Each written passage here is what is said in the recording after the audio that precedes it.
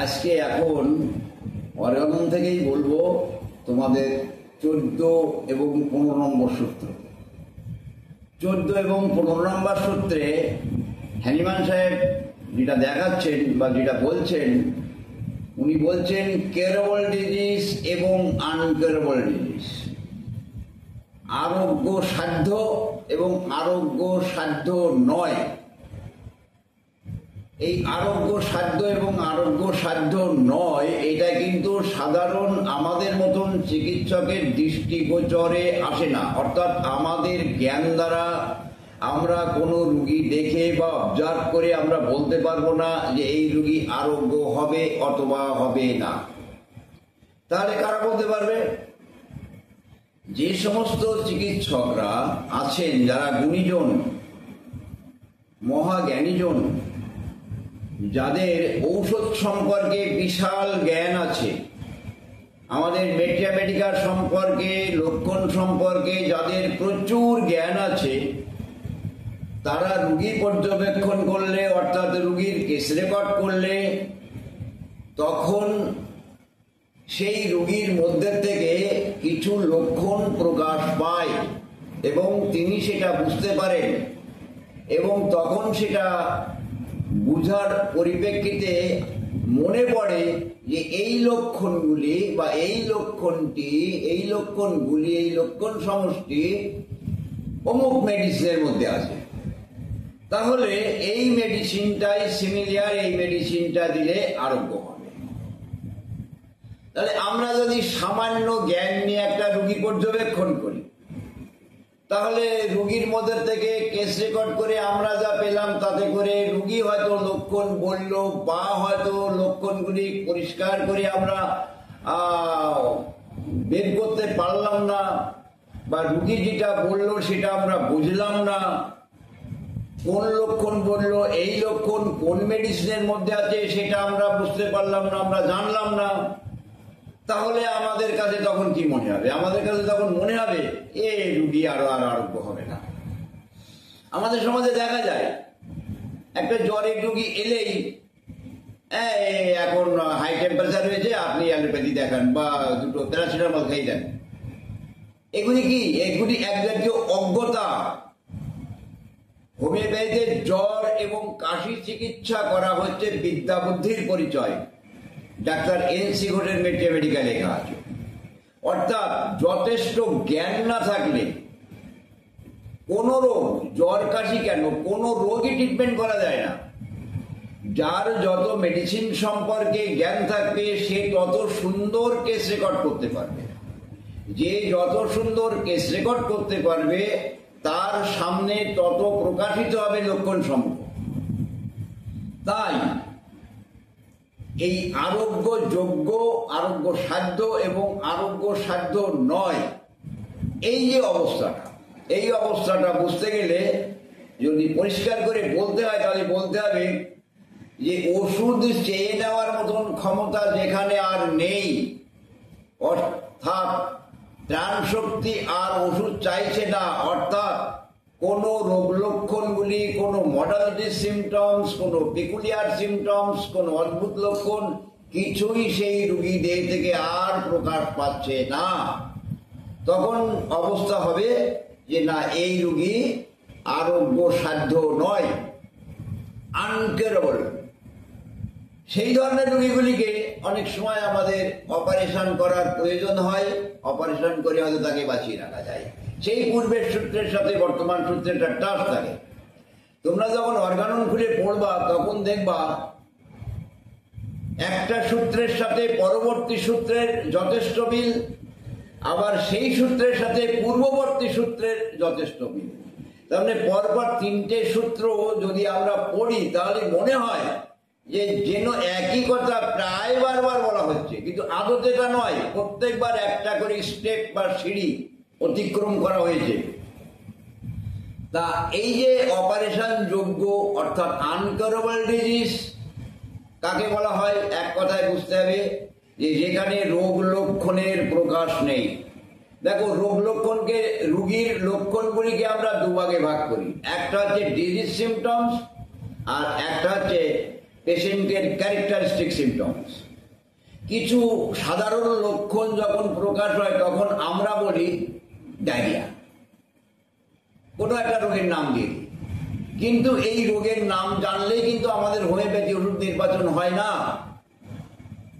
তার কারণ 4 বার পাতলা পায়খানা করলো, 2 বার বমি করলো, স্কল ডায়রিয়া। এইবার দেখা যাচ্ছে এছাড়া আর কোনো লক্ষণ নেই, তাহলে আমি কি দেখে ওষুধ দেবো? না, ওই পাতলা পায়খানা আর বমি দেখে কিন্তু আমাদের কোনো ওষুধ নির্বাচন হবে না। তাহলে আমরা কি করব? ওর মধ্যে থেকে যে বিশেষ লক্ষণ, পরিচয়ক লক্ষণ, মডালিটিস লক্ষণ, বৃদ্ধি লক্ষণ, সেগুলি আমরা কি পাবো? দেখা গেল কেউ বলছে বমি করছি, কিন্তু এছাড়াও সবসময় একটা গা পাকাচ্ছে, বই বই লাগছে, আর পিপাসা লাগছে না। তার মানে এত ডিহাইড্রেশন হয়ে গেছে, তাও তার মধ্যে পিপাসা নেই, আর জিহ্বাটা পরিষ্কার আছে, আর সবসময় বই বই ভাব। আমরা কিন্তু ইপিকাকে চয়েস করতে পারি। দেখা গেল ওই পাতলা পায়খানা হচ্ছে আর বমি হচ্ছে, তাহলে এই পাতলা পায়খানার সাথে রুগী বলছে আমি প্রচন্ড দুর্বল হয়ে গেছি, আমাকে একটু তোমরা হাওয়া করো, সামনের দিক দিয়ে বাতাস করো। রুগীকে পর্যবেক্ষণ করে দেখা যাচ্ছে তার জিহ্বা ঠান্ডা, নিঃশ্বাস ঠান্ডা, হাত পা ঠান্ডা, বিন্দু বিন্দু ঘাম। আমরা এই যে শুধু পাতলা পায়খানা আর লক্ষণগুলিকে বাদ দিয়ে যে লক্ষণগুলি পেলাম, এই লক্ষণ দ্বারা আমরা কার্ভেসকে চয়েস করতে পারবো। দেখা গেল পাতলা পায়খানা, বমি, স্কল ডায়রিয়া, কিন্তু যখন আমরা দেখব যে প্রচুর মল, মানে সে যা খেয়েছে তার থেকে মলের সংখ্যা যেন বেশি, অদ্ভুত লক্ষণ। আর এমন দুর্গন্ধ যে রুগী নিজেই টিকতে পারছে না, পেটের মধ্যে গড়গড় গড়গড় কলকল কলকল করছে, আমরা পরিষ্কার বুঝতে পারবো যেন পডোফাইলামের লক্ষণ প্রকাশ করছে। যদি সাধারণ লক্ষণ প্রকাশ করলে কিন্তু ওষুধ দেওয়া যায় না, যার কারণে দেখা যায় ক্যান্সার রোগ, ক্যান্সার রোগের জ্বালা যন্ত্রণা, ব্যথা, কষ্ট, দুর্বলতা, অক্ষুধা, অরুচি, নিদ্রাহীন, এই সাধারণ লক্ষণের সমাবেশ থাকে। সেখানে কিন্তু অসাধারণ, অদ্ভুত, বিরাট লক্ষণ এবং চরিত্রগত লক্ষণ কিছুই থাকে না। তাহলে আমি যদি কিউরেবল ডিজিজ এবং আনকিউরেবল ডিজিজ আবার ভালো করে বলতে যাই, তাহলে আবার বলতে হবে যেখানে রোগীর রোগ লক্ষণ ছাড়াও তার অস্বাভাবিক, অদ্ভুত, বিরল লক্ষণ, মানসিক লক্ষণ, মডালিটিস লক্ষণ, পিকুলিয়ারিটি সিমটমস, বিশেষ লক্ষণ প্রকাশ থাকে, সেই রোগীটা জ্ঞানী চিকিৎসকের কাছে আরোগ্যযোগ্য। আর যদি এই ধরনের লক্ষণগুলি প্রকাশ না থাকে, তাহলে জ্ঞানী চিকিৎসক তিনি বিচার করে দেখেন আমি কি দেখে ওষুধ দেব, অর্থাৎ আরোগ্যযোগ্য নয়। কিউরেবল এবং আনকিউরেবল, এখানে নিউমোনিয়া হলো কি, ডায়রিয়া হলো, টিবি হলো কি, ক্যান্সার হলো, লিভার বড় হলো কি, লিভারে জল জন্মালো, প্রচুর রক্তস্রাব হচ্ছে, না পাগল, গায়ে চর্মরোগ, না সোরিয়াসিস, এই রোগের নামকরণের উপরে কিন্তু কিউরেবল এবং আনকিউরেবল বর্তায় না। এটা কিন্তু সবসময় আমাদের হোমিওপ্যাথি যারা আছেন বা যারা আছো, তোমরা যারা আছো, তোমরা এই জিনিসটা সর্বদাই মনে করবা। তার কারণ আমাদের হোমিওপ্যাথিতে যে বড় কথা আছে সেটা হচ্ছে treat the patient are not the disease. রোগের নামকরণের উপরে আমাদের ট্রিটমেন্ট হয় না, আমাদের ট্রিটমেন্ট হয় লক্ষণের উপরে, রোগীর উপরে, সার্বিকভাবে রোগীকে লক্ষ্য করে। তাহলে আমি পূর্বের সূত্রে বলা হয়েছিল, সেটা আবার একটু টেনে বলি। রোগ কি? রোগ হচ্ছে জীবনী শক্তির দুর্বলতা যখন হয়, তখন রোগ শক্তি দ্বারা জীবনী শক্তি আক্রান্ত হয়। আক্রান্ত হলে রোগ লক্ষণ প্রকাশ করে। তাহলে রোগ লক্ষণ যখন প্রকাশ করে, এই রোগ লক্ষণ এবং জীবনী শক্তির আক্রান্ত অবস্থা দুই সমান। একটা মুদ্রার এপি2 যা 2 টাকা, ওপি2 2 লেখা না থাকলেও ওটা কিন্তু 2 টাকা। তাই আমরা প্রাণ শক্তিকে দেখতে পাই না, কিন্তু প্রাণ শক্তির অস্তিত্ব প্রকাশ করে তার অনুভূতির মাধ্যম দিয়ে, দেহযন্ত্রের অনুভূতির মধ্যে দিয়ে, মনের মধ্যে দিয়ে। শক্তিকে তো দেখা যায় না, তাই শক্তির যে কাজ, ক্রিয়াটা রোগীর মানসিকতার উপরে কিছু প্রকাশ পায়, আর রোগ লক্ষ্য অর্থাৎ আমাদের দেহযন্ত্রের অর্গানের ব্যতিক্রমিক লক্ষণের উপরে নির্ভর করে। তাহলে আমাদের জিনিস পাওয়ার দ্বারা আক্রান্ত হলে আমাদের মানসিক এবং শারীরিক যে লক্ষণ সমূহ প্রকাশ করে, সেখানে যদি আরোগ্যকর অবস্থা থাকে তাহলে আর ওষুধ দেওয়ার মতন লক্ষণ প্রকাশ থাকবে। কে বুঝবে? বিশেষ জ্ঞানী এবং গুণী চিকিৎসক।